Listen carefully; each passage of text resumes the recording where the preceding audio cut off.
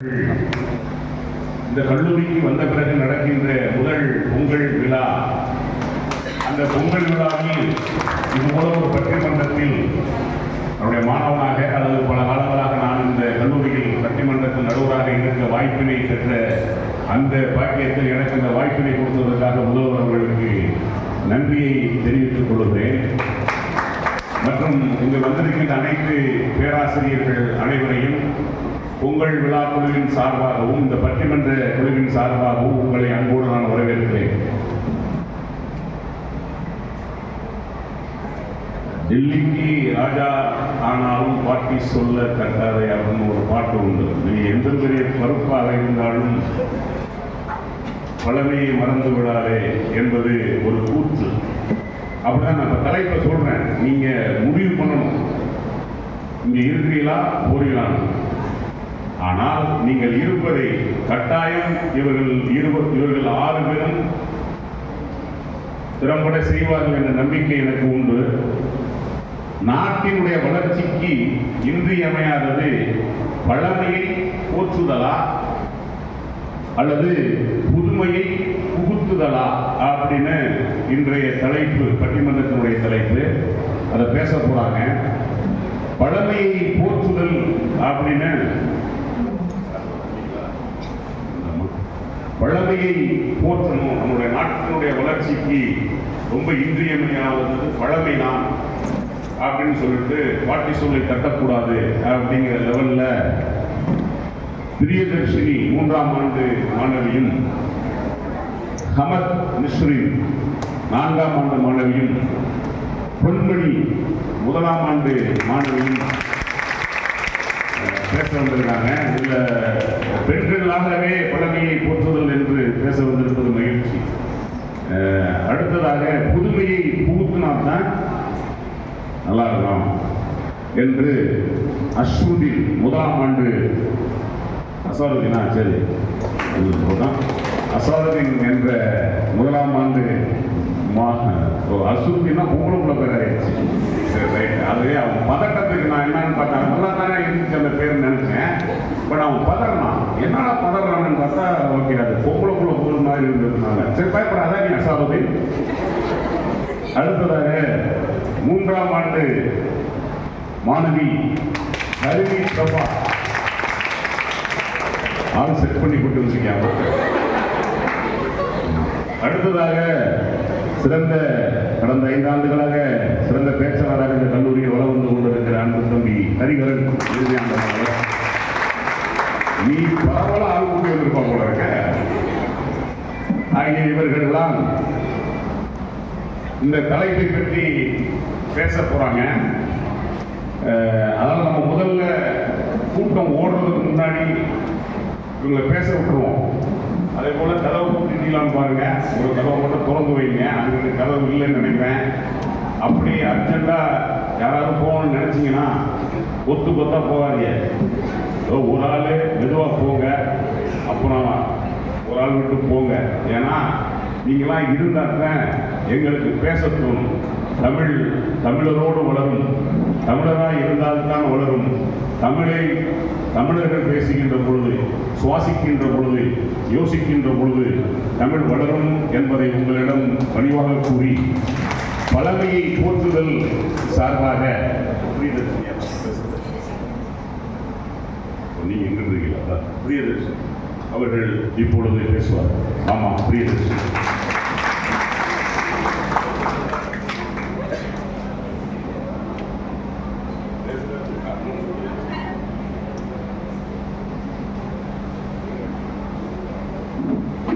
பேச்சினுடைய நேரம் வந்து அவங்க கைதட்டுற வர சிரிக்கிற வர இருங்க.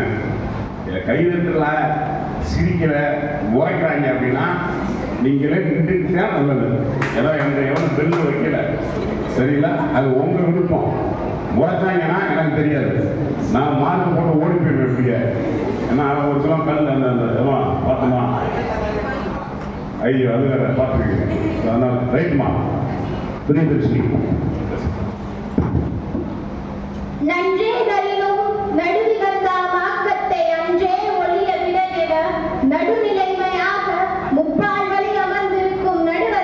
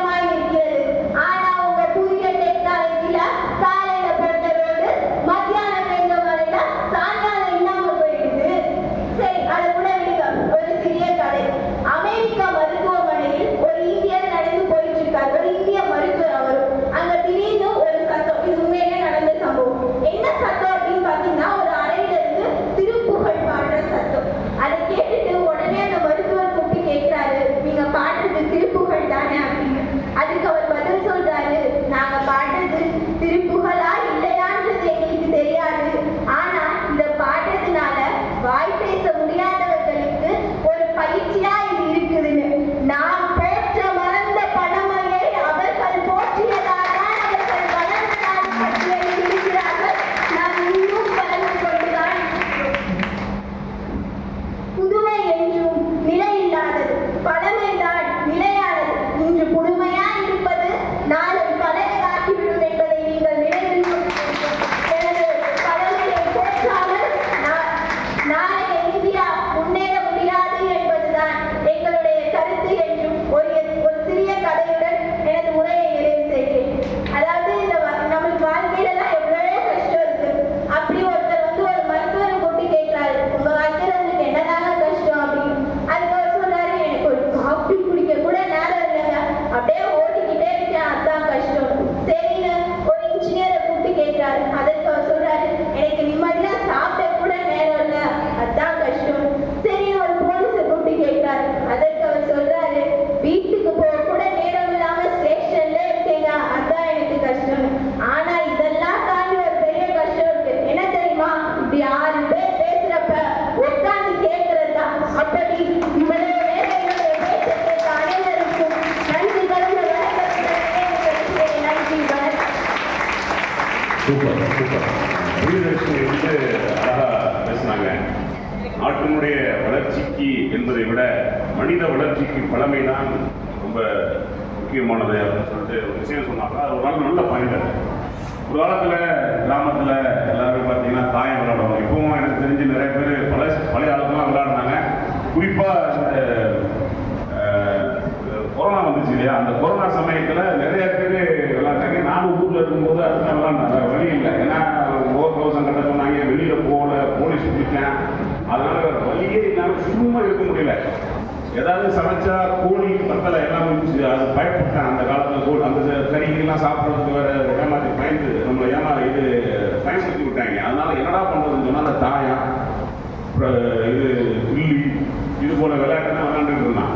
அழகா பிரியதர்ஷினி சொன்னாப்புல, நாங்களெல்லாம் அந்த காலத்தில் தாயம் விளையாடும் பொழுது என்னமோ சொல்லியிருந்தோம்மா, பல்லாங்குழிலாம் விளையாடும் பொழுது ஒன்றா கூடி 4 பேர் 10 பேர் 20 பேர் கூடி ஊர் புறணிலாம் பேசிக்கிட்டு, உனக்கு தெரியுமாடி அவ ஒரு மாதிரியா இருக்கா, ஆமான்னு நினைக்கிறேன், அதான் இருக்கான், வெளியில சொல்ல மாட்டான், இந்த 3 மாசத்துல தெரிஞ்சிடும். சரி, இப்படிலாம் பேசிக்கிட்டு இல்ல ஊர் புறணியெல்லாம் பேசிட்டு உறவை வளர்த்து கொண்டு அதற்கு பிறகு என்ன பண்ணுவாங்கன்னா, நீ எப்படி இருக்க, அப்படியா, யார் எப்படி இருக்கியான்னு சொல்லிட்டு ஏதாவது வீட்டில் செஞ்ச சாப்பாடை வச்சுக்கிட்டு அதிரசம், முறுக்கு, பணியாரம் அப்படின்னு மொத்தமாக வச்சு சாப்பிட்டுக்கிட்டு ஒரு உறவுலாம் வளர்ந்துச்சு.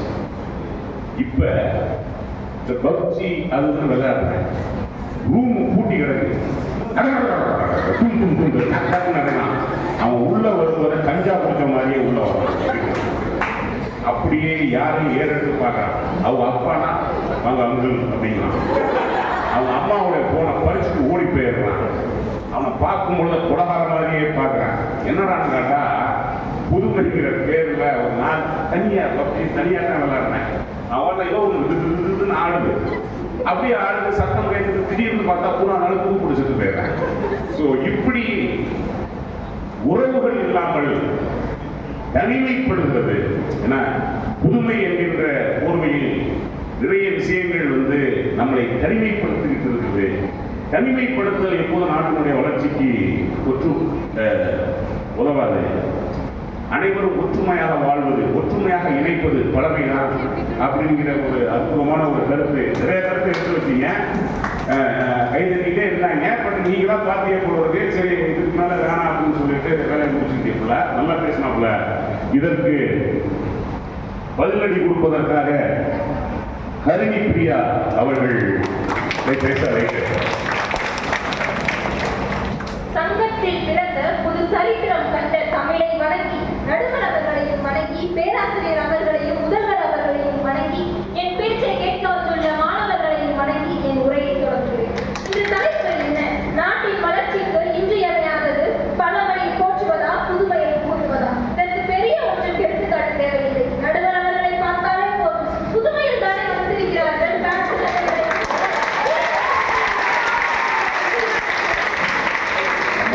மறுபடியும் சொல்லுவேன், யாரும் வரவில்லை என்று உறக்க சொல்கிறேன். இன்று புதுமையை பார்த்தால் எங்கள் பக்கம்தான் மெஜாரிட்டி அதிகமாக உள்ளது. பழமையில் ஒருவர் கூட இந்த பேராசிரியர்களை தவிர அதையும்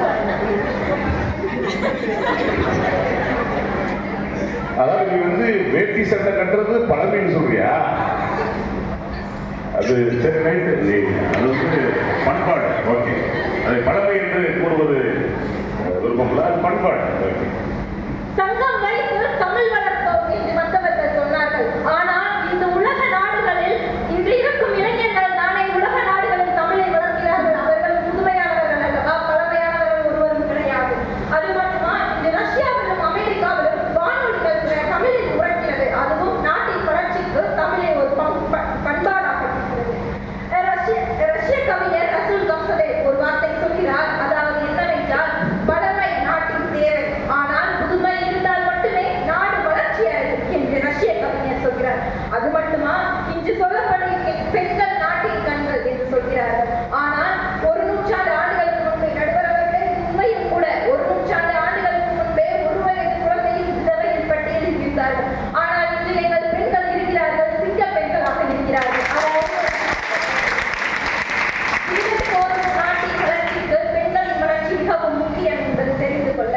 அது மட்டுமா, பண்டைய காலங்களில் அறம் புறம் என்று மட்டுமா மக்களை பிரித்தார்கள்? கிடையாது. தொழிலை வைத்து மக்களை பிரித்தார்கள். அன்று அந்த நிலைமை இன்று இருந்திருந்தால் ஒருவரும் இப்படி அமர்ந்திருக்க மாட்டோம், அனைவரும் வெளியிட்டார்கள். தொழிலை வைத்து இன்று யாரும் பிரிக்கப்படவில்லை. எந்த தொழில் செய்தாலும் செய்யும் தொழிலை தெய்வம் என்று நாட்டின் பண்பாட்டில் ஒவ்வொரு விஷயமும் திணித்து புதுமையை புகுத்தி நாம் செயல்பட்டு வருகிறோம். இன்று அனைவரும் தொலைபேசி, இந்த ரூமை கூட எடுத்துக் கொள்ளுங்கள், ஃபேன், லைட் என்று அனைத்தும் புதுமையை புகுத்தியே செயல்பட்டுக் கொண்டிருக்கிறது. நடுவரவர்களே, பழமைக்கு பழமையை நம் புகழலை நாம் செய்யலாம், ஆனால் அதை யாரும் வாழ்க்கையில் திணித்து வாழ்ந்துவிட மாட்டார்கள் நடுவரவர்கள். அது மட்டுமா, இன்று குகேஷ் என்பவர் அனைவருக்கும் தெரியும், செஸ் சாம்பியன் அவரை. அவர் சொல்கிறார், நீங்கள் எப்படி எதிரணியில் இருப்பவர்களை வென்றீர்கள்? அவர் சொல்கிறார், நான் புதுமையாக சிந்தித்தேன், அதனாலே என்னால் வெற்றி பெற முடிந்தது என்று. அதாவது விளையாடுவதற்கே புதுமை தேவைப்படும் என்று இருக்கின்ற நிலையில் நம் நாட்டின் தேவைக்கு புதுமையை புகுத்துவதன் மூலமே அனைத்தும் செயல்பட முடியும் என்பதை உணர்த்த சொல்கிறேன். அது மட்டுமா, இன்று அனைவரும் பயன்படுத்திக் கொண்டிருக்கும் செல்போன் உலக நாடுகளை திரும்பி பார்க்க வைத்தது ஒரு காலத்தில். அதாவது ஜல்லிக்கட்டு என்று நிலை வந்த போது கோடிக்கணக்கான மக்கள் அங்கு மெரினாவில் அமர்ந்திருக்கின்ற பொழுது உலகில் இருக்கும் அனைத்து தமிழர்களுக்கும் ஒரு செல்போன் வழியாகவே அவர்கள் கருத்தை தெரிவித்தனர். ஹைகோர்ட், உச்ச நீதிமன்றம், உயர்நீதிமன்றம் என்று அனைத்து ஜல்லிக்கட்டை எதிர்த்த நிலையில் இன்று இருக்கும் தொலைபேசியின் வழியே ஜல்லிக்கட்டு உயர்த்தி பிடிக்கப்பட்டது. நடுவரவர்களே, அதுவும் புதுமை புகுத்தது முடிந்தானே செல்போன். இறுதியாக ஒன்றை சொல்லி நான் நிறைவுபடுகிறேன். அதாவது ஆடு வளர்வதை நம்புவது, ஆடு வளர்க்கிறவனை நம்பாது அறுக்கிறவனைத்தான் நம்பும். காரணம் அறியாமை. மான் என்னதான் அழகாக இருந்தாலும் புலி அதை ரசித்து பார்க்காது, ருசிக்கத்தான் பார்க்கும். காரணம் ஆணவம்.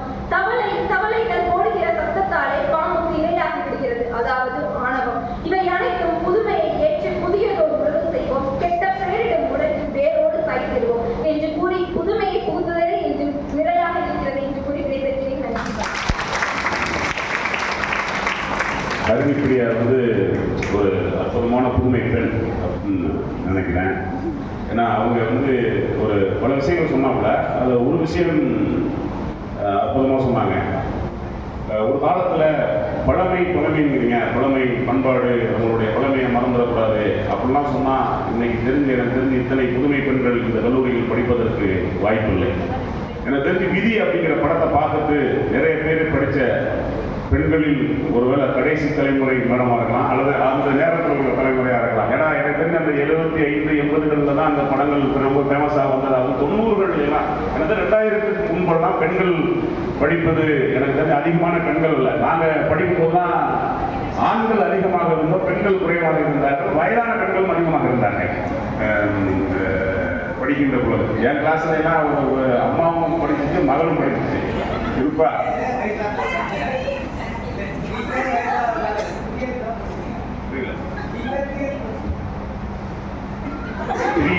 படிக்கிற காலங்கள் வேற, அது சொல்லலாம். அப்போ வந்து 50 வயசு, 60 வயசு, 70 வயசுலாம் படித்த ஸ்டூடெண்ட் சொன்னாங்க. ஆனா பெண்களுடைய வரவு வந்து ரொம்ப கம்மியா இருக்கு. எனக்கு தெரிஞ்சு கிராமங்கள்ல சொல்லுவாங்க, she is the first graduate. பெண்கள் கிராஜுவேட் படிக்கிறது வந்து ரொம்ப rare. அப்படி அந்த பெண் படிச்சுட்டா அந்த பெண்ணை வந்து உலகம் பாராட்டுச்சு. அப்போ பாராட்டலாம் இல்லை, எனக்கு தெரிஞ்சு முத்துலட்சுமி ரெட்டியாரை எல்லாம் படிக்க வைக்கின்ற பொழுது அவ்வளவு ஏளனம் கொடுமையெல்லாம் நடந்திருக்கிறது. அதுதான் பழமை. அந்த காலத்துல பழமையை தோற்றியது. எப்படின்னா சதி அப்படிங்கிறது ஒன்று இருந்தது, குழந்தை திருமணம் அப்படிங்கிறது ஒன்று இருந்தது. ஒன்று நல்லா கொண்டதுங்க, சதி, குழந்தை திருமணம், விதவை மறுமணம், மறுப்பு, இவை எல்லாம் மத சடங்குகளாகவும் அது சாதாரண பழக்க வழக்கங்களா இல்லை, அது வந்து மதத்தினுடைய ஒரு அங்கமாக இருந்தது. அதை செய்யலைன்னா பாவம் என்று இருந்தது. எத்தனோ அரசர்கள், இந்து அரசர்கள் எல்லாம் சாப்பிடும் போது அவர்கள்லாம் அப்போ வந்து ஒரு மனைவியில் இருக்க மாட்டாங்க. குறைஞ்சது ஒரு 10, 15, 20, 30, 40, 42 இப்படிலாம் இருப்பாங்க. எனக்கு தெரிஞ்சு எல்லா அரசர்களுக்குமே நிறைய குறைந்தது 5, 6 பேர் வச்சிருப்பாங்க. அவர்கள் மனைவிகள் மாறுகள் அனைவருமே அந்த அரசன் இறந்த பிறகு உடன்கட்டை ஏற வேண்டும். இது பழமை. அந்த காலத்தில் உடன்கட்டை ஏறாமல் இருந்தால் அது வந்து மிகப்பெரிய பாவமாக கருதப்பட்டது. அதே போல குழந்தை திருமணம், இப்ப நம்ம குழந்தை திருமணத்தை எல்லாம் நம்ம எதிர்க்கிறோம்.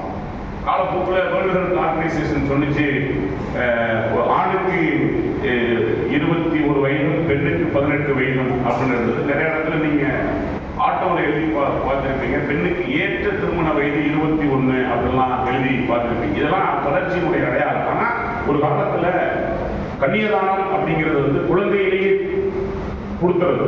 ஒரு பெண் வெர்ஜினா இருக்கும் பொழுது இன்னொருவனுக்கு திருமணம் வைத்து கொடுப்பது என்பது நமது இந்து முறைப்படி மட்டுமல்ல, நமது பண்பாட்டின் அடிப்படையில் அது ஏற்றுக்கொள்ளப்பட்ட ஒரு பழமையான சிந்தனை முறை. அதே போல பார்த்தீங்கன்னா விவாகரத்து என்பது எந்த மதத்திலும் ஏற்றுக்கொள்ளப்படவில்லை. இந்து மதத்தில் அறவே இல்லை. கிறிஸ்துவ மதத்தில் வந்து அடல்ட்ரிக்கு மட்டும்தான் இருந்தது. அதை ப்ரூவ் பண்றதுக்கு நீ கிழிஞ்சு போகும், அதுக்கு நீ வாழ்ந்துடலாம், அந்த அளவுக்கு தான் கொடுமைப்படுத்தி இருந்தது. இவையெல்லாம் பழமைவாதம். அது அப்கோர்ஸ் அதற்கென்று ஒரு சிந்தனை ஓட்டத்தினால் இருந்தது. ஏன் வந்து ஒரு பெண்ணை குழந்தைகளை திருமணம் செய்து வைத்து விட வேண்டும் அப்படின்னு சொல்லுவாங்க. இப்பெல்லாம் நான் சொல்லுவாங்க, ஒரு பெண்ணை பெற்றவங்களுக்கு தான் தெரியும் அந்த பெண் வயதுக்கு வந்த பிறகு அவளை எவ்வாறு பாதுகாத்து இன்னொருவன்கிட்ட பாதுகாப்பாக கொடுக்கணும் அப்படிங்கிற வழி நீங்கள் ஒரு தாயாக இருந்த பொழுதுதான் உங்களுக்கு தெரியும் என்பது வந்து நம்ம பழமையிலிருந்து வந்ததுதான். ஏன்னா இந்த சமூகம் நம்மளை கட்டுப்போட்டு வைத்திருக்கிறது. ஆனா இப்ப காலப்போக்கில் பார்த்துருங்க, ஒரு காலத்தில் பலகாரம் ஏற்றுக்கொள்ளப்பட்டது. இப்ப ஒருவனுக்கு ஒருத்தி தான் அப்படிங்கிற ஒரு நிலை ஏற்பட்டது. முதல் குழந்தை பெற்றுக்கிற முடியல, இன்னொரு கல்யாணம் செய்து கொள்ளலாம் அப்படிங்கிற நிலை இருந்தது. இப்ப அதெல்லாம் மாறிடுச்சு. விவாகரத்து அப்படிங்கிறது இப்ப ஈஸியாயிடுச்சு. ஒரு 20 ஆண்டுகளுக்கு முன்பு, 30 ஆண்டுகளுக்கு முன்பு அப்படிலாம் பார்த்தீங்கன்னா விவாகரத்து செய்த பெண்ணை இந்த சமூகம் ஏற்றுக்கொள்ளாது. ஆனா இப்ப விவாகரத்து செய்த பெண்ணை பாராட்டுறவங்களா இருக்கிறாங்க. அது ரொம்ப பேர். ஏன்னா நீங்க வந்து ஒரு மோசமான திருமண வாழ்க்கையில், உங்களுக்கு ஏற்றுக்கொள்ள முடியாத ஒரு திருமண வாழ்க்கையில் நீங்கள் வாழ்வதை விட சுதந்திரமாக வாழுங்கள். ஏனால் வாழ்க்கை என்பது வாழ்வதற்காக நீங்கள் அடிமைகளாகவே வாழ வேண்டும் என்கின்ற நிலையில் அல்ல. உங்களை புரிந்து கொள்ளாத மனங்கள் இருக்கின்ற பொழுது பிரிந்து வாழ்வதே பேருந்து அப்படின்னு சொல்லி சமூகம் ஏற்றுக்கொள்ளுது. நீங்க இஸ்லாம்ல பார்த்தீங்கன்னா விவாகரத்தை தவறாக நினைக்க மாட்டாங்க. ஏன்னா அவங்க பலதார திருமணம் என்பது ஏற்றுக்கொள்ளப்படுது. 4 திருமணங்களை செய்து கொள்ளலாம். அந்த சமூகத்தில் இருந்தது. இப்பதான் நம்ம மற்ற சமூகத்திற்கு வந்திருக்கிறது. விவாகரத்தை ஏற்றுக்கொள்கிறோம், ஓகே பரவாயில்ல. விவாகரத்து ஆனவர்களை திருமணம் செய்து கொள்வது, ஒரு காலத்துல வந்து ஒரு விதவையை திருமணம் செய்து கொள்வது என்பது ஏற்றுக்கொள்ளப்படாது. அது பாவமாகவே கருதப்படுது. ஏன்னா சில நேரங்களில் திருமணமாகி வெளியில பொங்கல் திருமணம் ஆகிருந்தான், ஆடிக்கு முன்னாடி திருமணம் பண்ணியிருப்பாங்க. ஆடி மாசத்துல விட மாட்டாங்க. அது எதுக்கு பண்றாங்கன்னு தெரியல. என்ன பண்ணிடுவாங்க, வீட்டுக்கு அனுப்பி விட்டுருவாங்க. போற வழியில ஒரு ஆக்சிடென்ட்ல இறந்து போயிடும். அவர்கள் வாழ்ந்திருக்கவே கூட மாட்டார்கள். அந்த கணவன் இறந்து போயிருப்பான். ஆனால் அந்த பெண் மறுமணம் செய்து கொள்ள முடியாது. இது பழமைவாதம். ஏன்னா ஒரு முறை ஒருவனுக்கு வாக்கப்பட்டா கல்யாணம் ஆயிடுச்சுன்னா அடுத்தது அந்த பெண் அவனுக்காக மட்டுமே, அவன் மறுஜென்மத்திலும் அவனுக்காகவே வாழ வேண்டும் அப்படிங்கிறத ஒன்று இருந்துச்சு. ஸோ இப்படிப்பட்ட ஒரு நிலைமை எல்லாம் இப்ப இல்லை. அதற்கு காரணம் புதுமையை ஏற்றுக்கொண்டதுனால தான். புதுமையை நாம் புகுத்தியதால் தான் இந்த வளர்ச்சி அப்படின்னு சொல்லிட்டு ஒரு அற்புதமான பாயிண்ட சொன்னாங்க.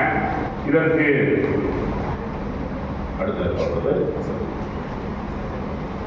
பொன்படி அடுத்ததாக பழமைதான் நமது வளர்ச்சிக்கு இன்றியமையாது என்பதற்கு பேச பொன்மொழி முதலாமான மனைவி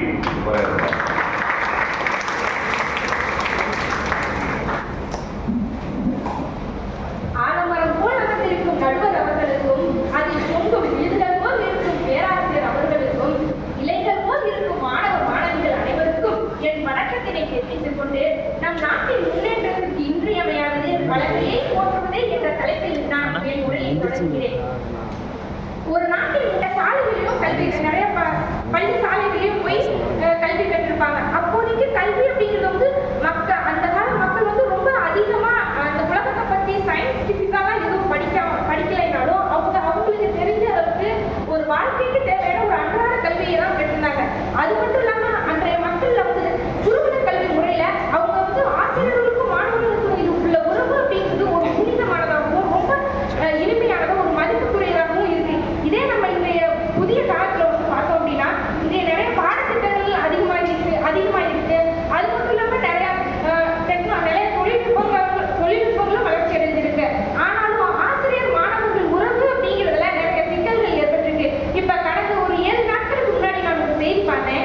அதுல வந்து ஒரு தலைமை ஆசிரியர் ஒரு பையன் வந்து அவனுடைய பள்ளிக்கு வந்து செல்போன் எடுத்துட்டு வந்தனால அதை பிடிக்க வச்சிருப்பாரு. அதுக்கு அந்த பையன் நீ போனை கொடுக்காட்டி உன்னை கொன்றுவேன் அப்படின்னு ஒரு தலைமை ஆசிரியே சொல்லி ஒரு தலைமை ஆசிரியர் எதிர்த்து பேசுறாங்க. இந்த தைரியம் அப்படிங்கிறது இந்த புதிய காலத்துல மட்டும் எப்படி வந்திருக்கு? இந்த மாதிரி ஒரு குருகுல கல்வி முறையிலும் மற்ற முன்னாடி இருந்த காலத்துல யாருமே அவங்களுடைய ஆசிரியர்களே பேசுனதும் இல்லை, பார்த்ததும் இல்லை. அவங்களுடைய ஆசிரியர்களை ஒரு தெய்வமான பார்த்தாங்களே தவிர இந்த மாதிரி எதிர்த்து பேசுற அளவுக்கு யாருக்குமே தைரியம் இல்லை. இது மட்டும் இல்லாம ஒரு நாட்டுடைய முன்னேற்றத்துக்கு மற்றொரு வேலை வாய்ப்பு அப்படின்னு சொல்றாங்க. ஆனா இப்ப எல்லாம் சொல்றாங்க இன்றைய காலத்துல இந்த புதிய காலத்துல வேலை வாய்ப்பு அதிகமா வந்திருக்கு, நிறைய தொழில்நுட்பம் வந்திருக்கு, நிறைய இயந்திரம் வந்திருக்கு, இப்பதான் நாங்க வளர்ந்துகிட்டே இருக்கோம் அப்படின்னு சொல்றாங்க. ஆனா நம்ம உண்மையிலே பார்த்தோம்னா என்னை பொறுத்த வரைக்கும் பழங்காலத்துலதான் வேலை வாய்ப்பு அதிகமா இருக்கு. இப்ப உதாரணமா நம்ம ஒரு நெல் சாகுபடி பண்றோம் அப்படின்னு வச்சுக்கோங்க. இதை பழங்காலத்துல நம்ம பார்த்தோம் அப்படின்னா ஒரு நெல் சாகுபடி முதல்ல அந்த நிலத்தை உழுவாங்க, அதுக்கப்புறம் அதை வந்து நல்லா சமன்படுத்துவாங்க, அதுக்கப்புறம் அந்த நெல்லை விதைப்பாங்க, அதுக்கப்புறம் அதை பிடுங்கி நாற்று நடுவாங்க, அதுக்கப்புறம் அதுல இருக்க களைகளை எடுப்பாங்க, அதுக்கப்புறம் அதுக்கு உரங்கள் பூச்சிக்கொல்லி மருந்துகளை தெளிப்பாங்க, அதுக்கப்புறம் அதை நல்லா கடைகள் வந்ததுக்கப்புறம் அறுத்து அதை வந்து களத்தில் போட்டு அடிச்சு அதுல இருக்க அந்த தூசிகளை எல்லாத்தையும் கூட்டுவாங்க. இந்த மாதிரி 9 படிநிலைகள்ல நெல்லை சாகுபடி செஞ்சாங்க. இப்ப 9 படிநிலைகளை செய்யறாங்க. ஒவ்வொரு இதுக்கும் ஒவ்வொரு படிநிலைக்கும் ஒரு 10 தொழிலாளர்களுக்கு நம்ம வச்சோம்னாலும் 90 தொழிலாளர்களுக்கு இங்க வேலை வாய்ப்பு கிடைக்குது. இதே நம்ம இன்றைய புதிய வருடத்துல பார்த்தோம் அப்படின்னா நெல் சாகுபடி செய்யறதுக்கு உழவருக்கு ஒரு இயந்திரம் இருக்கு, அதுக்கப்புறம் சமன் செய்யறதுக்கு ஒரு இயந்திரம் இருக்கு, அந்த நெல் நடுறதுக்கு கூட இப்ப இயந்திரம் இருக்கு, அதை களை எடுக்கிறதுக்கும் ஒரு இயந்திரம் இருக்கு, அதை அறுவடை பண்ணி தூக்கி கொடுக்கறதுக்கும் நம்மளுக்கு ஒரு இயந்திரம் இருக்கு. இங்க 5 இயந்திரம் இருக்கு. இந்த 5 இயந்திரங்களுமே இந்த 5 இயந்திரத்துக்கும் இந்த 5 இயந்திரத்துக்கும் 5 தொழிலாளர்கள் வேலை பார்க்கறாங்க. யார் அப்படின்னா அந்த 5 இயந்திரங்களினுடைய ஓட்டுநரும் உரிமையாளர் மட்டும்தான் இவங்க வேலை இருக்காங்க. 90 தொழிலாளர்களுக்கு வேலை வாய்ப்பு கிடைக்கிற பழமை எங்க, வெறும் 5 தொழிலாளர்களுக்கு வேலை வாய்ப்பு கிடைக்கிற புதுமை எங்க? அது மட்டுமா ஒரு நாட்டினுடைய முன்னேற்றத்துக்கு மற்றொன்று ஒரு கட்டிட அமைப்பு அப்படின்னு சொல்லுவாங்க. இப்ப எங்க பார்த்தாலும் புதுமை காலத்துல வெறும் கட்டிடமா தான் இருக்கு. இப்படி கட்டிடமா கட்டி நல்ல மரத்தை எல்லாத்தையும் வெட்டி கட்டிடமா நம்ம கட்டிட்டு கடைசியில சுவாசிக்கிறதுக்கு காற்று இல்லாம நம்ம எல்லாரும் செத்து போயிட்டோம்னா யாருமே அந்த கட்டிடத்துல வாழ்வா? எதுக்குதான் நம்ம அந்த கட்டிடம் கட்டுறோம்? எதுக்குதான் இந்த கட்டிடம் கட்டுறோம்? இதே நம்ம பழமையான காலத்துல பார்த்தோம்னா பழமையான காலத்துல காலத்துல போனா குகை மரம் பொந்து இது போல இருக்க வாழலாம் எவ்வளவு ஜாலியா இருக்கேன். இப்ப அதுக்கெல்லாம் டூர் போறாங்க, செலவு பண்ணி வெளியூருக்கு போய் 3 நாள் டூர் 4 நாள் டூர், கொடைக்கானல், ஊட்டி, தென்காசி, பல ஊருக்கு போய் குமாரி போயிட்டு மஞ்சுமோல் பாய்ஸ் படம் எடுக்கிறேன். நீங்க இருக்கிறது பழமையை போடுறாங்க பண்ணுமா? இதே மாதிரி நம்ம இதே பழமையான காலத்துல பார்த்தோம்னா மக்கள் எல்லாம் அந்த தென்னையில இருக்க வீணா போற இலையை எடுத்து பின்னி ஒரு கூரையா மேய்ச்சி அதுல வாழ்ந்துருக்காங்க. அவங்க எந்த மரத்தையுமே அழிக்கல, எந்த இயற்கையுமே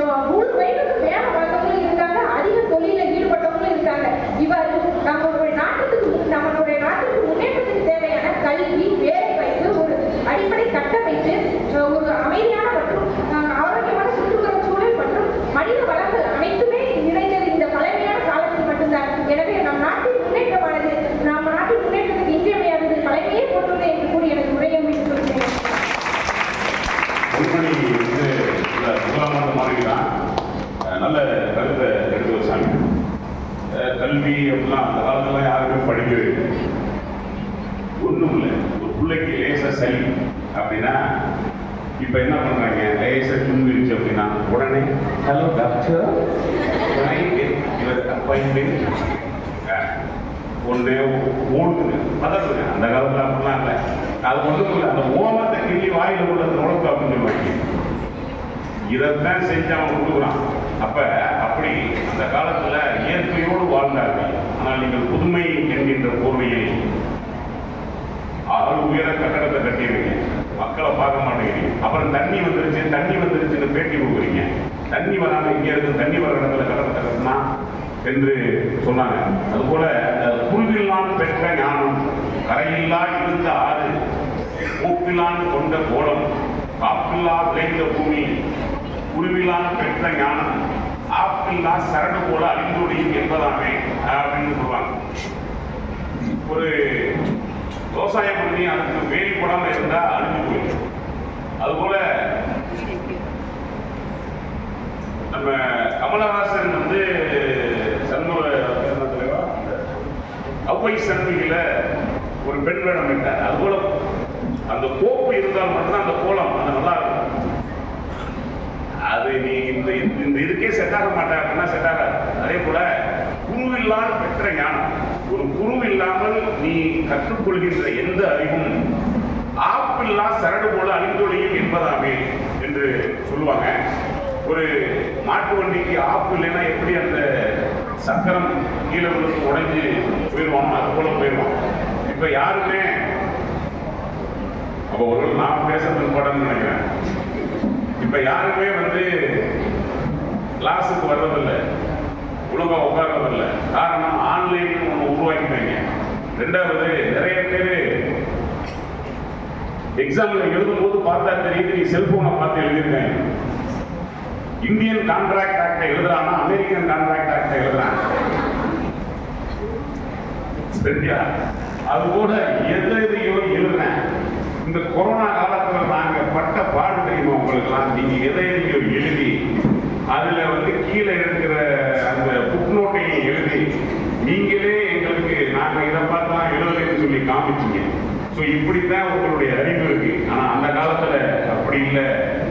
இப்ப நீங்க புதுமை என்ற போர்வையில் வந்து சுகாதாரம் இல்லாமல் இருக்கிறோம் அப்படின்னு சொன்னாங்க. அதாவது வைரமுத்தினுடைய ஒரு கவிதை உண்டு. காரோட்டியை விரைவாக இந்த நகரத்தை விட்டு கடந்து போ, நான் கிராமத்திற்கு போக வேண்டும், சுத்தமான காற்றை சுவாசித்து நாட்களாகிவிட்டது அப்படின்னு ஒரு கவிதை எழுதியிருப்பார். அதுபோல வளர்ச்சிங்கிற போர்வையில் சில விஷயங்கள் நம்முடைய பொருளாதாரம், நம்மளுடைய உடல்நிலை, ஆரோக்கியம் இவற்றை எல்லாம் இழந்திருக்கிறோம் அப்படிங்கிறது சொன்னாங்க. அடுத்ததாக புதுமைதான் என்று தலைப்பில் பேச அசாருதீன் நாராயணி இறுதியாண்டு மாணவர் ஹரிஹரன் அவர்கள் பேச.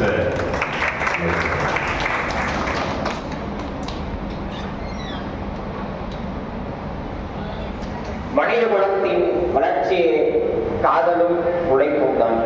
அப்படிப்பட்ட உழைப்பால் உயர்ந்து நிற்கிற காதல் என்கின்ற அன்பினால் அனைவரிடமும் ஒன்றுபட்டு நிற்கிற சமூகத்தில் வாழ்ந்து கொண்டிருக்கிற நடுவர் அவர்களே, பேராசிரியர்களே, இதர மாணவர்களே, அனைவரையும் வணங்கி தாய்மொழியாம் தமிழை இந்த அவைக்கு சமர்ப்பித்து என்னுடைய பட்டிமன்ற உரை துவங்குகிறேன். தலைப்பு வந்து நாட்டின் வளர்ச்சியின்றி அமையாது பழமை பெருமைகளா புதுமை பூத்துவலா. இந்த பழமை என்னவோ தெரியல, நடுவருக்கு இடது பக்கம் இருக்கிறவங்க எல்லாம் புதுமையை பத்தி பேசுறாங்க, வலது பக்கம் இருக்கிறவங்க எல்லாம் பழமையை பத்தி பேசுறாங்க. நினைக்கும் போது ஒரு மாதிரி சந்தோஷமா இருக்கு. பழமையை பற்றி நாட்டின் சமூகத்தின் பிற்போக்குத்தனத்தை பேசிக்கொண்டிருக்கிற பழமைவாதி அவர்களே 3 பேர் உட்கார்ந்துட்டு இருக்கீங்க. நாட்டினுடைய முற்போக்கான சிந்தனையை பேசுகிற இந்த பக்கம் 3 பேர் உட்கார்ந்துட்டு இருக்கோம். அடிப்படையில பாத்தீங்கன்னா இங்க வந்து பேசுனாங்க பழமை பொருந்திய மொழி. உங்க மொழி உள்ள பழமை பொருந்தியதாகவே இருந்தா இன்டர்நெட் வரைக்கும் அதை அப்டேட் பண்ண வேணாம், ஏஐ டெக்னாலஜி வரைக்கும் தமிழை உயர்த்த வேணாம், அப்படியே விட்டுருவோம். இன்னும் வந்து ஓலைச்சுவடியில் எழுத்து படிக்கிறீங்களா பேசாம தமிழ 3 பேரும் போன்ல ப்ரிப்பேர் பண்ணிட்டு வந்திருப்பீங்க பேச்சு போட்டிக்கு. எத்தனையோ பேச்சு போட்டிக்கு பட்டிமன்றங்களுக்கு போன்ல இருந்து தகவல் எடுக்கிறது உண்டா இல்லையா?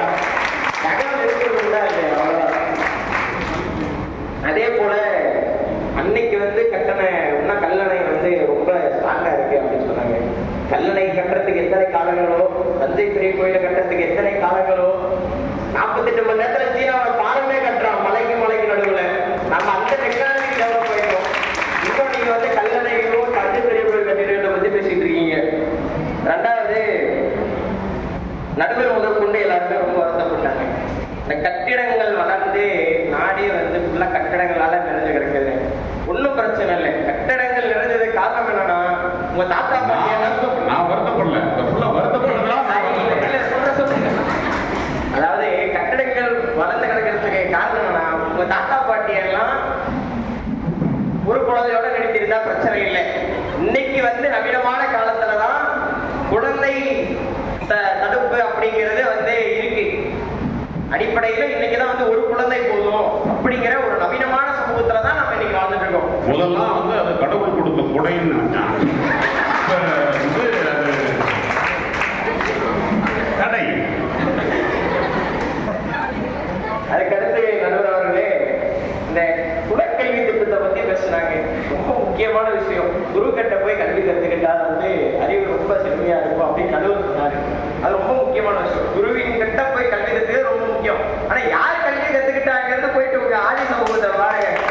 போய் உங்க வரவுகளுக்குள்ள ஏகலைவன் ஒருத்தர் இருந்தாரு. ஏகலைவன் கட்டவிரல் விட்டப்பட்ட ஏகலைவன். கட்டவிரல் ஏன் விட்டப்பட்ட தெரியுமா? குருதட்சணையா. அந்த கதை எல்லாருக்கும் தெரியும். அவர் யாரு? குருவே இல்லாம குருவினுடைய காலடி மண்ணை வச்சு பயிற்சி பெற்றவர். காலடி மண்ணை வச்சு பயிற்சி பெற்ற ஏகலைவனே அப்படி இருக்காரு அப்படின்னா, நம்ம இன்னைக்கு எல்லாம் வந்து குரு கிட்ட கல்வி கத்துக்கிறோம். இதுக்கு அடிப்படை காரணம் நீங்க நவீனமான சமூகம். இல்லாட்டி லா பேசுறதுக்கு என்ன பண்றீங்க? ஆதி குருவுடைய சமூகத்துல குரு கிட்ட போயிட்டு குலத்தை கழுவி மறுபடியும் அந்த மாதிரி போயிடுறீங்களா? பேசாம 3 பேரும். முக்கியமான விஷயம் நடந்தவர்களே, இன்னைக்கு இருக்கக்கூடிய சூழல் அவங்களை விமர்சிச்சாச்சு. அவ்வளவுதான். இப்ப என்னன்னா, புதுமையான விஷயங்களை புகுத்துவது அப்படின்னு பாத்தீங்கன்னா, புதுமை என்றால் என்ன அப்படிங்கிற கேள்விக்கு நம்ம வந்து நிக்கிறோம். புதுமைனா என்ன, நவீனம்னா என்ன?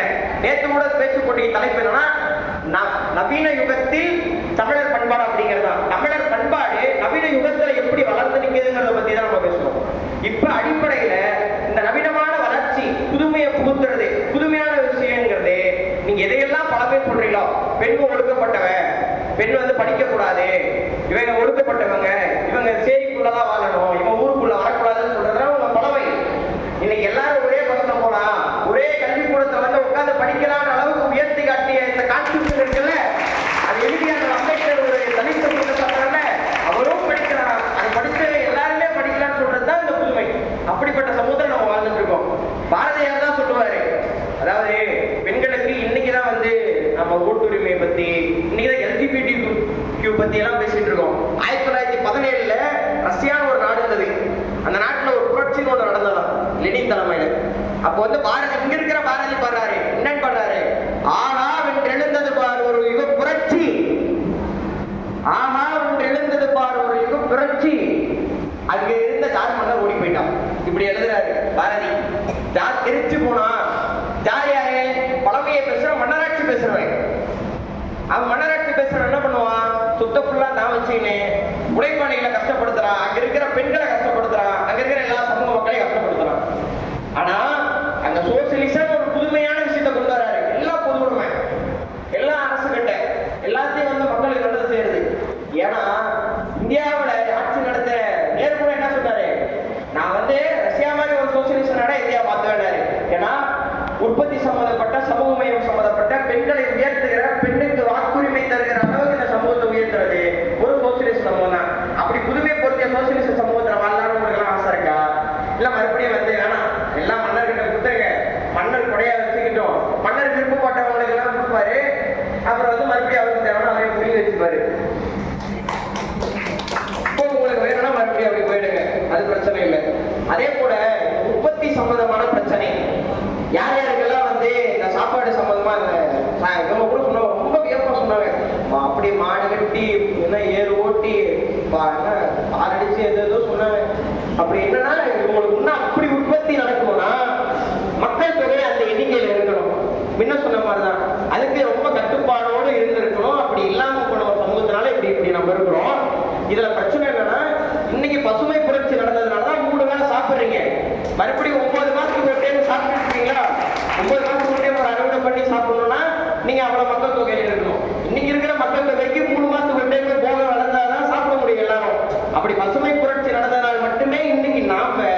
இப்படி ஒரு சமூகத்துல எல்லாரும் சாப்பிட்டு இருக்கோம்.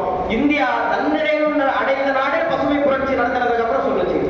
அப்படிப்பட்ட புதுமையான சிந்தனைகள் வேணுமா? இல்ல, நீங்க மறுபடியும் ஏறு ஓட்டி நீங்க மறுபடியும் தண்ணி பாய்ச்சி பொறுமையா பண்ணுங்க. நடுவர் பெல் அடிச்சிட்டாரு.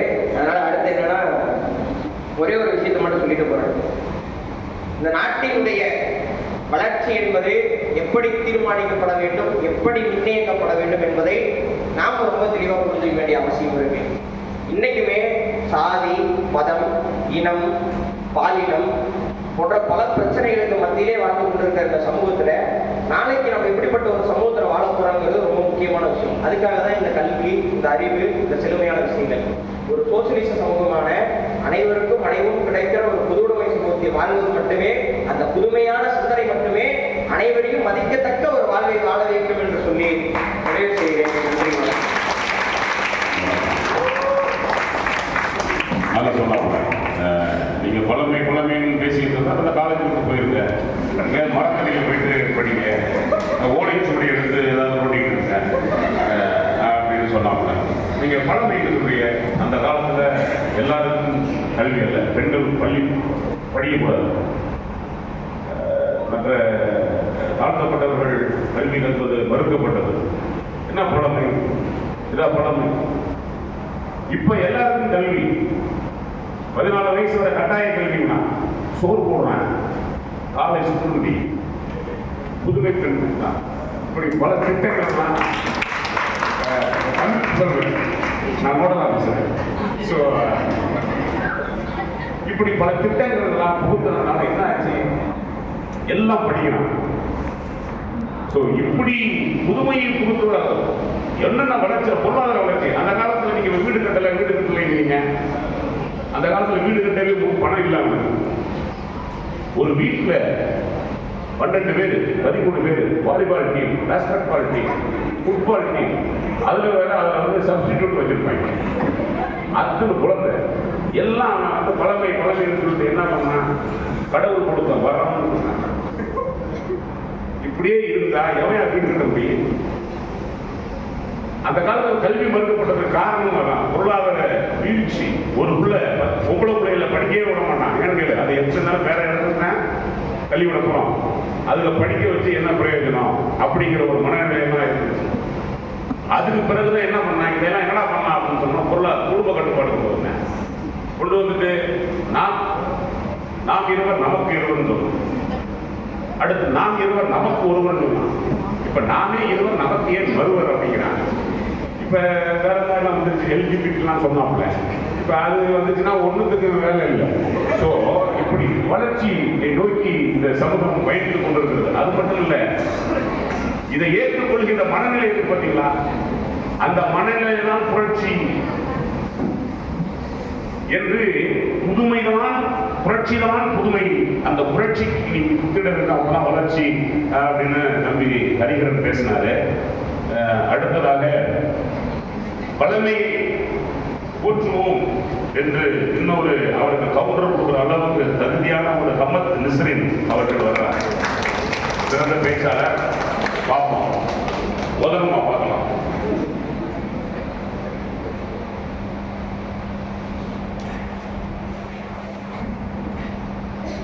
கனியிட ஏறிய சுளையும் முற்றல் கலியிட ஏறிய சாரும் பனிமலர் ஏறிய தேனும் காய்ச்சி பாலிட ஏறிய சுவையும் நடிபசு பொழியும் பாடும் தென்னை நல்கிய குளிரின நீரும் இனியன என்பேன் எனினும் தமிழை என் உயிர் என்பேன் கண்டீர் என்ற பாடல் மூலம் தமிழை வணங்கி, அவையோரை வணங்கி, நடுவரை வணங்கி எனது பட்டிமன்ற விவாதத்தை ஆரம்பிக்கின்றேன். தலைப்பு: நாட்டின் வளர்ச்சிக்கு மிகவும் இன்றியமையாதது பழமையை போற்றுவதா, புதுமையை புகுத்துவதா? எனக்கு முன்னாடி பேசிய என்னுடைய அன்பு சகோதரர் ஹரிஹரன் அவர்கள் நிறைய எடுத்துக்காட்டு கூறினார். இன்னைக்கு எல்லாரும் ஒரே பஸ்ல வரும், இன்னைக்கு எல்லாரும் ஒரே கல்விக்கூடத்துல படிக்கிறோம். அதே கல்விக்கூடத்துல படித்த மாணவனை தான் சாதியின் பெயரை கொண்டு உங்களுடைய புதுமை கொண்டு போட்டதே. அப்படிப்பட்ட புதுமை எங்களுக்கு வேணுமா? ஜாதி மத பேரை சொல்லி பல இனப்படுகொலையும் நடக்கலையா?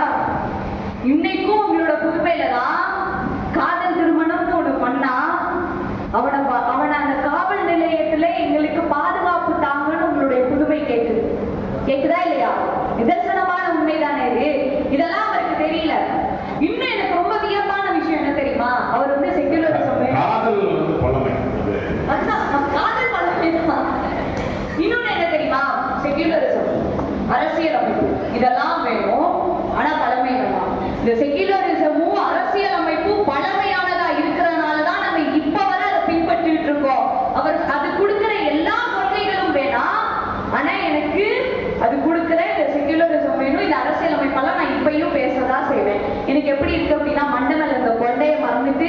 என்னுடைய அன்பு சகோதரர் ஹரியரன் பேசினாரோ அப்படின்னு எனக்கு ரொம்ப தோணுச்சு.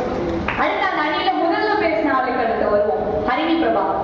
நாங்க வந்து மாடனா மாறிட்டோம், எங்களுக்கு மாடனா மாறிட்டு மத்தியான சாப்பாடு பீஸா பர்கரா யா சாப்பிடுற, மத்தியான சாப்பாடு ஹாஸ்டல்ல பீஸா பர்கரா தராங்க எனக்கு தெரியல. இன்னைக்கும் பழமை மாறாத அதே சோறு, அதே கூட்டு, அதே குழம்பு, அதுதான் உன்னுடைய உடலுக்கு பலம் தரும். அதனாலதான் பழமை மாறாத அதே உணவு முறையை உங்க ஹாஸ்டல்ல வச்சிருக்காங்க. அது ஆர்டர் பண்ணி சுக்கில ஆர்டர் பண்ணி ஸ்விக்கி சொமோட்டோ. நான் உண்மையிலேயே வந்து ஸ்விக்கி சொமோட்டோ அனுமதிக்க மாட்டேன்.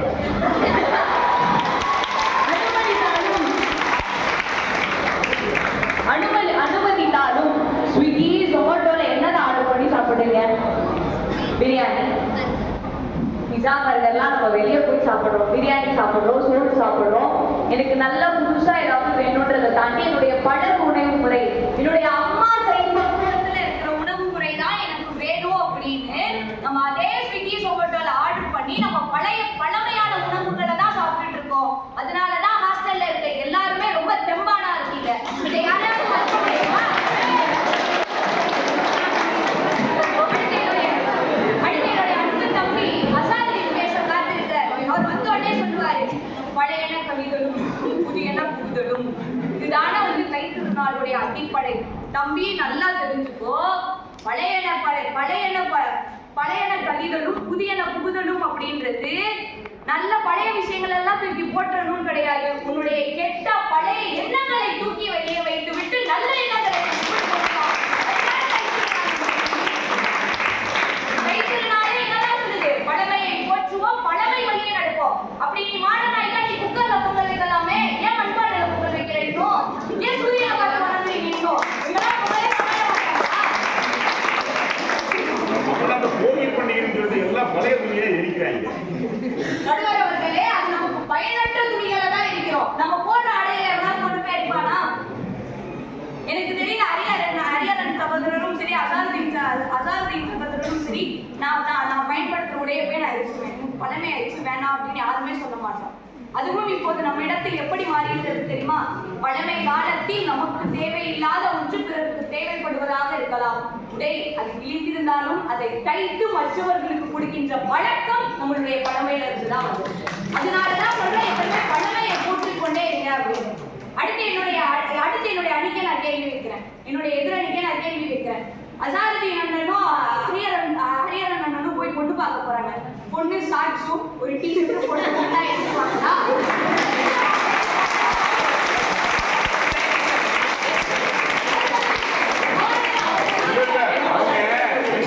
பார்க்க போறாங்க. போற இடத்துல பார்த்தாங்கன்னா அதை மகிழ்ச்சியா ஒரு கோவில்ல வந்து பெண் பார்ப்பு படம் நடக்குதுன்னு வைத்துக்கோங்க. அந்த கோவிலுக்குள்ள ஒரு பெண்ணை இப்படி அனுமதிப்பாங்களா? இல்ல அவர் ஒத்துக்குவாரா? நான் ஒத்துக்குவேன். இப்ப நமக்காக நம்ம பட்டிமன்றத்துக்காக என்ன வேணாலும் பேசலாம். பின்னாடி அவர் ஒத்துக்கிட்டாரா? இல்ல நம்ம போய் பார்க்கவா போறோம்? பார்க்க மாட்டோம்ல. அதனால சொல்றேன். அதனாலதான் நாங்க சொல்றோம், பழமையை போட்டுக்கொண்டே இருங்க. அடுத்து இப்போ காரு, பைக்கு, வாகனங்கள் எல்லாம் பெருகிருச்சு. வாகனங்கள்ல நாங்க வந்து வேகமா வந்துடுறோம் அப்படின்றதெல்லாம் அடுத்து வந்து உங்களுடைய பேச்சுக்கள்ல வைக்கலாம். நீங்க எத்தனை வாகனங்களை ஓட்டினாலும் ஹாஸ்பிட்டல்ல போன உடனே டாக்டர் என்ன சொல்லுவாரு? நடப்பா, சைக்கிள் ஓட்டுப்பா, இதெல்லாம் செஞ்சாதான் உனக்கு முட்டி வலி வராது. இந்த நடக்கிறதும் மிதிவண்டி வாங்குவதும், அந்த மிதிவண்டியை இப்ப இவங்க மாடல் எப்படி ஆயிடுச்சு தெரியுமா? வீட்டுக்குள்ளேயே நின்றுட்டே ஓட்டுறாங்க. இது வந்து இவங்களோட மாடல் மிதிவண்டியா? இதைத்தானே நாம சொல்றோம், உனக்கு ஒரு மிதிவண்டியை வாங்கிக்கோள், அதை வைத்து நீ ஓட்டு, உனக்கு முட்டு வலி இல்லை, எந்த உடல் நோயும் வராது. அதுதான் என்னுடைய பழமை கூறுகிறது. இதெல்லாம் வந்து இவருக்கு வேணாம், இவருக்கு புதுமையே போதும். அடுத்ததா வந்தா, என்னை பொறுத்த வரைக்கும் பழமை அப்படின்றது வருமுன் காப்போம், புதுமை அப்படின்றது கண்கட்ட பின் சூரிய நமஸ்காரம் செய்வது போன்றது. இதுதான் எங்கள் தரப்பு வாதமாவே இருக்கு. அடுத்ததா வள்ளுவன் அழகா ஒரு குறள் சொல்லியிருப்பான், உருப்பசியும் ஓவா பிணியும் சிறுவகையும் சேரா எழுவது நாடு. இப்படிதான் ஒரு நாடு இருக்கணும், இப்படிதான் ஒரு மன்னன் ஆட்சி செய்யணும் அப்படின்னு தன்னுடைய திருக்குறள்ல கிட்டத்தட்ட ஒரு பல ஆண்டுகளுக்கு முன்னாடியே சொல்லி வச்சுட்டு போயிட்டாரு. உங்களுடைய புதுமை அந்த குறளுக்கான அர்த்தத்தையே மாற்றி நீங்க ரொம்ப தெம்பா இருக்கீங்க, நீங்க ரொம்ப உங்களுடைய மாடல் உணவுகள்ல இருக்கிறீங்கன்னா ஏன் கொரோனா வந்துச்சு? இன்னும் ரொம்ப சிறப்பான விஷயம் என்ன தெரியுமா? கொரோனால தான் பக்கத்து வீட்டுல யாரு இருக்கானே நமக்கு தெரிஞ்சிச்சு. அப்படி மாற்றி வைத்திருக்கிறது உங்களுடைய புதுமை. அடுத்து என்னுடைய அன்பு சகோதரி ஜல்லிக்கட்டை பத்தி பேசினாங்க. உங்களுடைய பப்ஜி ஃப்ரீ ஃபயர் வந்த போதும் ஜல்லிக்கட்டு தான் என்னுடைய பாரம்பரிய விளையாட்டு, அதுதான் என்னுடைய பழமையான விளையாட்டுன்ற ஒரே காரணத்துக்காக மட்டும்தான் என்னுடைய பழமையை நாங்கள் போற்றிக் கொண்டுதான் இருக்கிறோன்னு. என்னுடைய கவிதை நான் இப்படி முடிக்கலாம் அப்படின்னு என்னுடைய பேச்சை நான் இப்படி ஒரு கவிதை சொல்லி முடிக்கலாம்னு நினைக்கிறேன். உங்களுடைய புதுமை புதுமை புதுமை என்று சொல்லி இருப்பதால் நாடு எப்படி மாறும் என்பதை ஒரு கவிஞன் இப்படி எழுதுகின்றான். கிடத்தலை வைத்து உணவு சமைத்து ஃபாஸ்ட் ஃபுட் செய்யும் இன்றைய இந்தியா, எலிகளை கொண்டு உணவு சமைத்து ராட் ஃபுட் செய்யும் நாளைய இந்தியா, இளைஞர்களின் கையில் 6ஆம் விரலாய் சிகரெட், ஜான்சி ராணியாக இருந்த பெண்கள் ஃபேன்சி ராணி ஆகிய மாறிய மர்மம் என்ன? பெண்களின் கண்ணில் கண்ணீர் நாட்டை பற்றி இல்லை, நாடகத்தை பற்றி. இப்படித்தான் உங்கள் புதுமை இந்த நாட்டை மாற்றிக் கொண்டிருக்கிறது. அது எந்த காலத்திலும் நாட்டின் வளர்ச்சிக்கும் முன்னேற்றத்திற்கும் பயன்படாது. அதனால் பழமையை போற்றுவோம், பழமை வழியே நடப்போம். அனைவருக்கும் இனிய தைத்திருநாள் நல்வாழ்த்துக்களை கூறி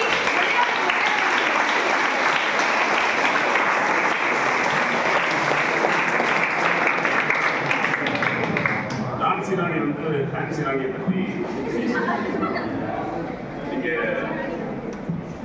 இந்திய அரசியல் சாசன சட்டம் வந்த பிறகு எல்லாம் சமத்துவம் அப்படி இப்படிலாம் சொல்றீங்க. எங்கே போனது உங்கள் சமத்துவம்? எத்தனோ காவல் நிலையங்களில் காதலித்து மனம் முடித்தவர்கள் எங்கள் உயிருக்கு ஆபத்து இருக்கிறது என்று சொல்லுகிறார்களே, இதுவெல்லாம் வளர்ச்சியா, புதுமையா, உங்கள் சமத்துவமா?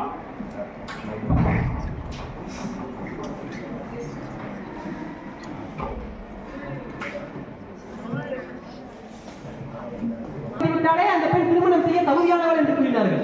இன்னும் சிலர் என்ன கூறினார்கள்? ஒரு பெண்ணின் கணவர் இறந்துவிட்டால் அந்த பெண்ணும் அந்த கணவனுடன் சேர்ந்து இறந்துவிட வேண்டும் என்று கூறினார்கள். இம்மாதிரியான பழமைவாத சிந்தனைகளை உடைத்தெறிந்து பெண்களுக்கான உரிமைகளை பெற்றுக் கொடுத்த புதிய சிந்தனைகளை பின்பற்றுபவர்கள் தான் புதுமைவாத பெண்கள். அந்த புதுமைவாத பெண்களில் நீங்களும் ஒருவர்கள், இந்த அமைக்கும் தாளாளரும் ஒருவர்கள். அந்த புதுமைவாத சிந்தனைகளை ஏற்றுக்கொண்டவர்கள் பல பேராளர்கள் இருந்த போதிலும் ஒரு பெண் தாளாளராக தலைவராக இந்த கல்லூரியில் இருக்கிறார்கள்.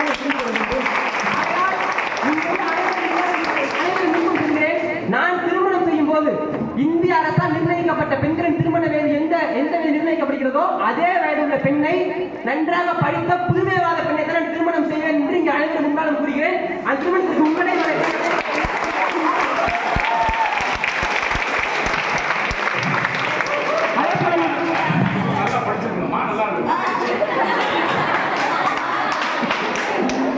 புதுமைவாத பெண்களை நான் திருமணம் செய்து கொள்வேன். பெண்ணை திருமணம் செய்து கொள்கிறேன்.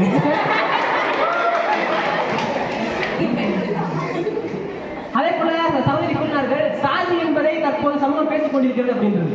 சாதி என்பது ஏஐ டெக்னாலஜி, அறிவியலே கிடையாது. சாதி என்பது பழமைவாதம் தான். அதே போல மதச்சார்பின்மை என்ற பழமை சிந்தனை அவங்களுக்கு தேவை என்று கூறுகிறார்கள். மதச்சார்பின்மை என்பது பழமைவாதம் கிடையாது.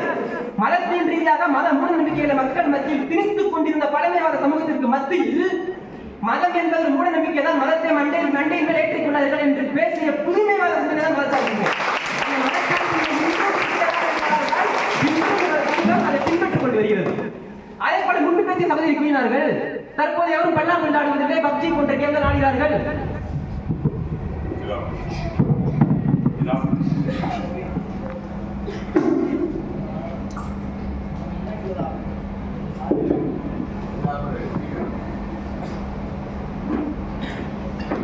அதே போல முன்பு பேசிய சகோதரி கூறினார்கள், பல்லாங்குடி எல்லாம் இப்போது யாரும் விளையாடுவது கிடையாது, பப்ஜி போன்ற தொழில்நுட்ப கேம்கள் ஆடுகிறார்கள் என்று. ஒன்றை நீங்கள் புரிந்து கொள்ளுங்கள், அந்த பப்ஜி போன்ற கேம்களை உருவாக்கும் சாப்ட்வேர் நிறுவனங்கள் மூலமாக இந்தியாவின் பொருளாதாரம் அசூர வளர்ச்சி அடைந்து வருகிறது.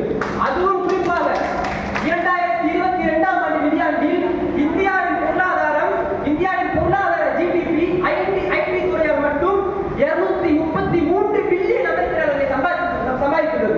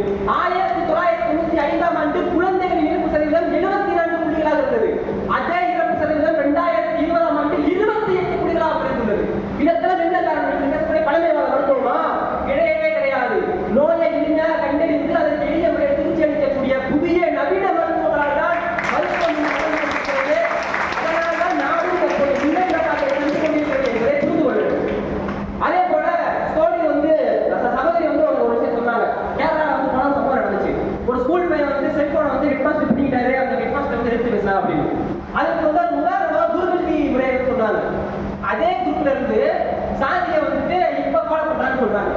அதே சாதியை ஊக்குவித்த பழமைவாத திட்டம் தான் குருக்கல்வி திட்டம். அந்த குருக்கல்வி திட்டம் இப்போதும் இருந்துருந்துச்சு அப்படின்னா நம்ம அம்பேத்கர் அவர்கள் பள்ளி படிப்பை படிக்கும் போது எந்த அளவுக்கு கஷ்டப்பட்டிருந்தாரோ அதே அளவு கஷ்டத்தை நாமும் பட்டிருப்போம். அந்த சாதிய பழமைவாதம் தற்போது இல்லாததால் தான் அதே அம்பேத்கர் அவர்களின் பெயரை வைத்து இந்த கல்லூரியில் அனைவரும் சந்தித்து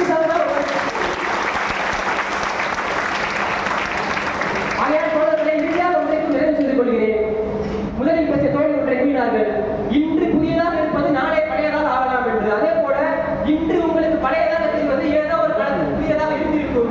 தஞ்சை பெரியவர்கள் கூட அந்த காலகட்டத்தில் புதிய கட்டிட கையால் இருந்ததால் தான் இன்றளவும் செலுத்து வளர்ந்து வருகிறது.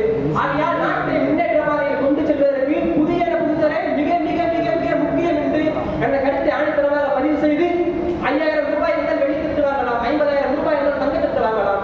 ஆனால் எனக்கு தேவை உங்கள் கைத்துக்கு மட்டுமே இருக்கிறேன்.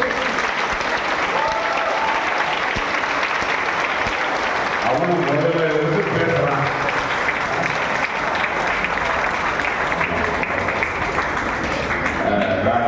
சார் தப்பா நினைச்சிட்டேன். இல்ல ஏது பர்சன்டேஜ் தப்பா சொல்லிட்டேன். அது ஆனா அசாரின் பேர் தான் முதல்ல பேசுறாப்புல எனக்கு எழுதி கொடுத்தாங்க. நான் ஒவ்வொரு முறையும் பார்க்கும்போது அங்கிட்டு சொன்னான், என்னடா பயந்தாமலை பேரா இருக்கும் போல இருக்கு அப்படின்னு சொன்னா, கடைசியில் எதிராக புலி ஏண்டா பதுங்குதுன்னு பார்த்தா பாயிட விட்டு சொன்னீங்க. அதோட அவன் கல்யாண பத்திரிகை வைக்கிறதாக சொல்லியிருக்கேன். நான் ஜான்சி ராணிலாம் கல்யாணம் பண்ண மாட்டேன், நான்சி ராணி கல்யாணம் பண்ண மாட்டேன். ஆனால் இடையில ஒரு கேப்பில் ஒன்றுனா படித்த பிள்ளையா இருக்குன்னு.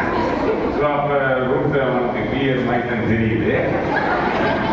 பார்த்துங்க இருக்குதா இருக்குதான்னு கேட்டேன். உன் பேச்சை கேட்பதற்கு நல்லா இருந்துச்சு. இருக்காப்பையா? சரி, வாழ்த்துக்கள். Advance congratulation. தம்பி நிறைய பாயிண்ட்லாம் சொன்னாங்க. நம்ம நீங்கள் டயர்டாக இருக்கீங்க, சாப்பாடு ரெடியாக இருக்குது போல இருக்குது, நம்ம முடிச்சுடுவோம். தம்பி ஒரு பல விஷயங்கள் எடுத்துக்காட்டெல்லாம் சொன்னாப்புல, வந்து அந்த மாதிரி கணக்கீடுலாம் சொன்னாப்புல. தெரியுமோ 1977 குழந்தை பிறப்பு வந்து 78% இருந்தது, இப்போ 28% குறைஞ்சிருக்கு அப்படிங்கிற மாதிரிலாம் பேசினார். நான் சும்மா பேசினாப்புல நவீனத்தை நாம் ஏற்றுக்கொள்ள வேண்டும்.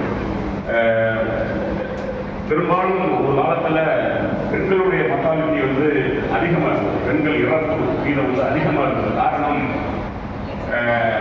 நவீன மருத்துவங்கள்லாம் இல்லாததுனால. ரெண்டாவது இன்னொன்று என்னன்னா, எனக்கு தெரிஞ்சு சிசேரியன்லாம் வந்து தவறாகவே அதை வந்து ஏற்றுக்கொள்ளப்படவில்லை. அது அப்படி குழந்தை பெற்றுக்கொள்ளக்கூடாது என்பதெல்லாம் ஒரு மூட நம்பிக்கையாகவே இருந்தது. அதில் பெண்களை வந்து சுய பிரசவம் பண்ணுறதுக்கு தான் பண்ணுவாங்க. அப்போ அந்த காலங்களில் நிறைய இரத்தப்போக்கினால் இருந்த பெண்கள் எல்லாம் அதிகமானவர்கள். அப்படி நிறைய நிலவை, அதாவது பெண்கள் இறப்பு அதிகமாக இருந்தது. குழந்தைகளுடைய இறப்பும் அதிகமாக விகிதம் அப்படிங்கிறது இப்போ இந்த நவீன காலத்தில் தான் கூடியிருக்கு. ஒரு காலத்தில் அது அந்த காலத்தில் 45 வயசு தான், 35 வயசு தான். எனக்கு 1950 35 வயசு தான் இறக்குடைய விகிதம். 30 வயசு எல்லாம் செஞ்சுருந்தான். எக்ஸப்ஷன் எக்ஸாம் இந்த காலத்திலையுமே ஏதாவது ஒரு அதிசயமாக நடப்பதை அதை அதுதான் புரிய பண்ண முடியாது. இப்போ அப்படி எனக்கு இப்போ வந்து வேர்ல்டு ஆர்கனைசேஷன் இந்தியாவுடைய இறப்பு வயது வந்து 65 தான். தமிழகமும் 2 மடங்கு அதிகரிக்கிறது. அதில் நீங்கள் பழமை என்று சொல்லி நிறைய சாதனை வளர்ச்சி இருக்காது. புதுமைக்கு வாங்க, அப்பதான் வளர்ச்சி இருக்கும் என்று ஒரு அற்புதமான கருத்தை அசாதையும் எடுத்து வைக்கிறார். இப்போதையான நம்ம உள்ள வச்சுட்டாங்க. ரொம்ப பிள்ளைய கதவு பின்னால் இருக்கிற எட்டி பார்த்துருங்க, அங்கிட்டு போனீங்கன்னா கீழே விட்டுருவீங்க. அதனால இந்த சைடு வச்சிருக்காங்க. சாதாரண வேலை காதல் மற்ற காலேஜ்லாம் ஸ்டேஜ் அந்த பக்கம் பசங்க வீட்டு திருப்பி உட்காருவோம். அந்த கௌரவமானவங்க உங்களை அங்கே வச்சுட்டு இங்கே வச்சா நீங்க போக மாட்டீங்க. ஸோ அப்படி ஒரு கட்டுப்பாடோட நீ விரும்பி இருந்தீர்களோ விரும்பாமல் இருந்தீர்களோ எனக்கு தெரியாது.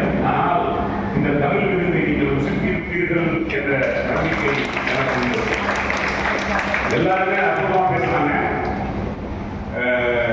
பேச்சினுடைய அடிப்படையில் இப்ப நான் வந்து யாரு நல்லா பேசினா அப்படின்னு சொல்றதை தாண்டி எந்த கருத்தாக்கம் இனிமையாக இருந்தது அப்படிங்கிறது நீங்களே கைதட்டுறீங்க. நீங்க எல்லாருமே கைதட்டீங்க. அடுத்த 6 பேருமே நேற்று சிறந்த பேச்சாளர்களாக அவர்கள் தேர்வு செய்யப்பட்டு அந்த பேச்சாளர்களாக பேசுற நேற்று பேசுறத நீங்க பேசுறீங்களோ இல்லையா?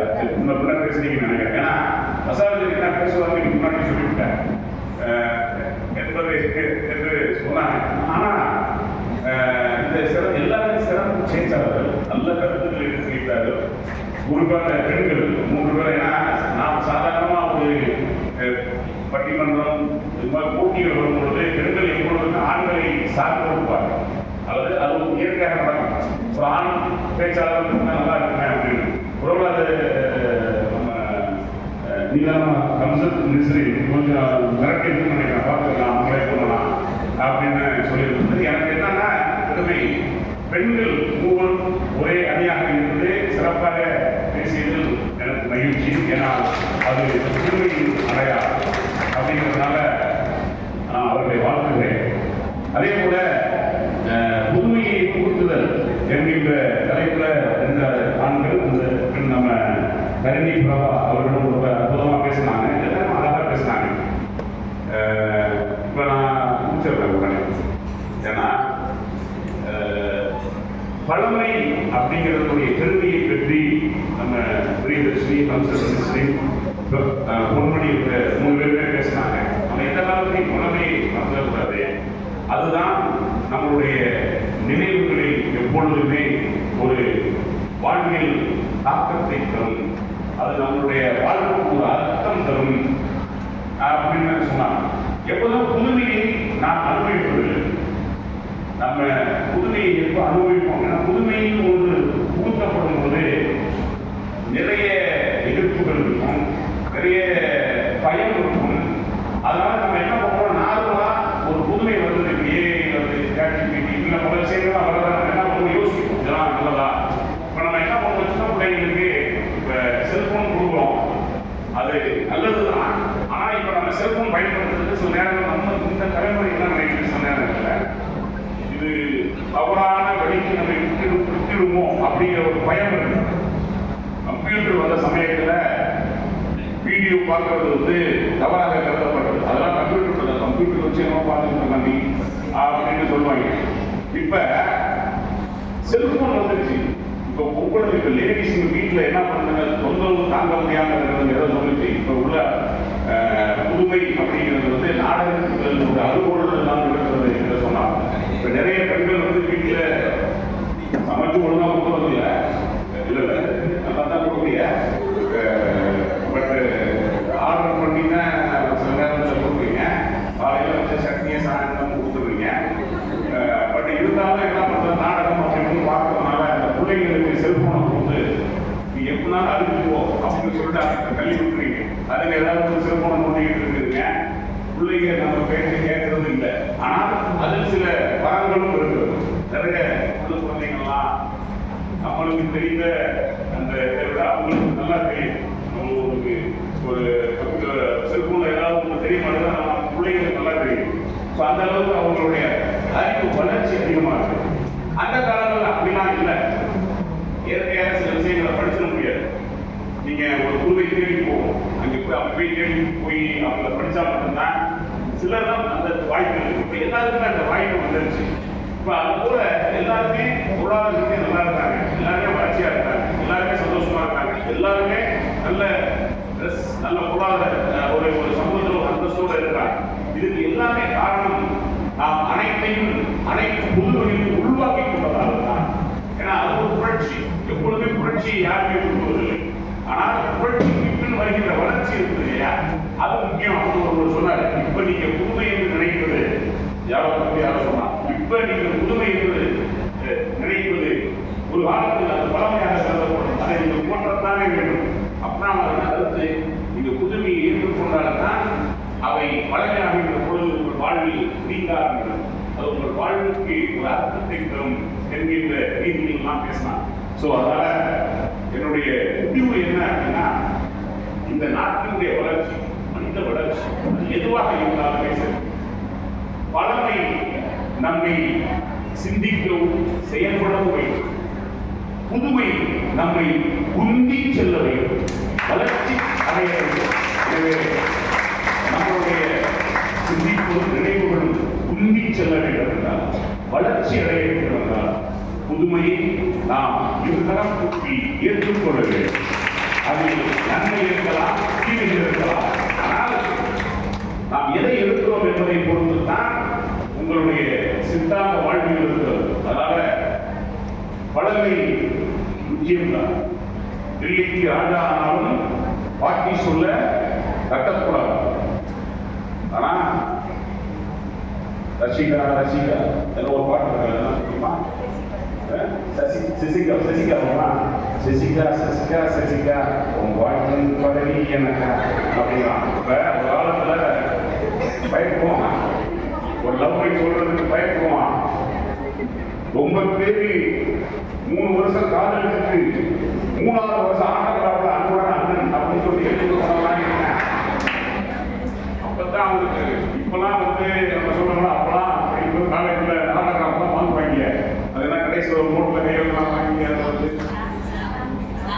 அதெல்லாம் வாங்கும்போது கடைசியில கடைசியா போவான். இதுதான் கடைசி மாப்பிள்ள எக்ஸாம் சுற்றாத இன்னைக்கு விட்டீங்கன்னா அந்த பிள்ளை பார்க்க முடியாது வந்துடுவான். போய் நிற்பான். என்னடா இல்ல அப்படின்னு சொல்லிட்டு போயிடுவான். கடைசியில் எவ்வாறு ஒரு கல்யாணத்துல சிந்திக்கின்ற பொழுது என்ன பண்ற அதை கேட்கிற அப்படின்னு சொல்லி 1996 ஒரு படம் வந்துச்சுல அப்படியா 96 சரி அதெல்லாம் சரி அது ஒரு வார்த்தை விடுக்கமா விடுக்கமா அண்ணாமா பழமை என்று அந்த அதுல உள்ள கதை மாதிரி இருக்கு. இப்ப அப்படிலாம் இல்ல. ஜெசிகா தெல்வி பெஸ்டி அப்படிங்கிறான். இப்படி வளர்ச்சி அடையான். என்ன பண்றாங்க? அது ஒண்ணும் இல்லை. ஒரு காலத்துல நீங்க அதை இயங்கிக்கிட்டே பல வருஷம் போனீங்க. அவளின் வாழ்வில் அமர்ந்தார், என் வாழ்க்கையில் அவர்கள் கிடைத்திருந்தால் அவர் மட்டும் நன்கு அவருடைய காதலை இருந்தால் என் வாழ்க்கை எவ்வளவு பரவசப்பட்டிருக்கு. இப்பவும் பரவசப்படுறேன். எப்படி தெரியுமா? போறேன் பார்க்கிறேன் அவன் சொல்லிட்டு என்ன பண்ணிடுறான், அடுத்து பண்ணிடுறேன். அதாவது லவ் லெட்டர் அக்காட கொடுக்குறேன், தங்கச்சிட்ட கொடுத்து கொடுக்குறேன். அதுதான் அக்காட கொடுக்குது அப்படின்னு அந்த காலத்தில் சொல்லி பார்த்தாங்க. இப்ப அப்படிலாம் இல்லை. போனீங்கன்னா கேட்கலாம், சசிகா சொல்லு பாய் ஃப்ரெண்ட் பதவி உங்களுக்கு தெரியாங்க கேட்கலாம். நோ அப்படிங்கிற ஓகே அப்படின்னு சொல்லிட்டு என்ன பண்ணிடலாம், கடந்து போகிறாங்க. இது ஒரு ஜோக். ஜோக்ல ஒரு மகிழ்ச்சியான செய்தி. ஏன்னா இவ்வளவு நேரம் இருந்துட்டு கடுப்பாயிட்டே அதனால எப்படி இருக்கு சமயத்துல அதே நேரத்தில் இப்ப என்னன்னா மக்கள் ஒரு காலத்துல வளர்ச்சி ரொம்ப கம்மியா இருக்கு. அதே அமைதியா போச்சு, மெதுவா போச்சு. இப்ப ஆனா இப்ப இந்த சட்டத்திட்டங்கள்லாம் வந்த பிறகு ஒரு காலத்துல இப்ப பெண்களுடைய ஆளுமை திறமை வளர்ந்தது. ஆனால் இந்த வளர்ச்சி அப்படிங்கிறது பெண்கள் உலகாக பேசுறாங்க. ஒரு தற்கொலை போனேன் சும்மா ஆஸ்பத்திரியில கருதுறது. கடந்த 20 ஆண்டுகளில் தான் எனக்கு தெரிந்து பெண்களுடைய ஆளுமை திறமையும் வளர்ச்சியும் கல்வி திறமையும் அதிகமாக இருப்பதாக நான் காண்கிறேன். ஏறக்குறைய 19-18 நூற்றாண்டுகளுக்கு மேலாக பெண்கள் அறிவை கொடுத்திருக்கிறது என்று சொல்லலாம். கடந்த 22-23 டெக்கேட்ஸ்ல தான் 10 ஆண்டுகள் 30 ஆண்டுகளில் தான் உங்களுடைய வளர்ச்சி அதிகமாக இருக்கும் என்றால் இந்த சமூகம் புதுமையை உள்வாங்கிக் கொண்டிருக்கிறது. இப்படி நீங்கள் இந்த புதுமையை உள்வாங்கிக் கொண்டு பழமையையும் மறக்காமல் புதுமையை நீங்கள் ஏற்றுக்கொண்டு பயணிக்கின்ற பொழுதுதான் இந்த சமூகம் நாடு வளர்ச்சி அடையும் என்று கூறி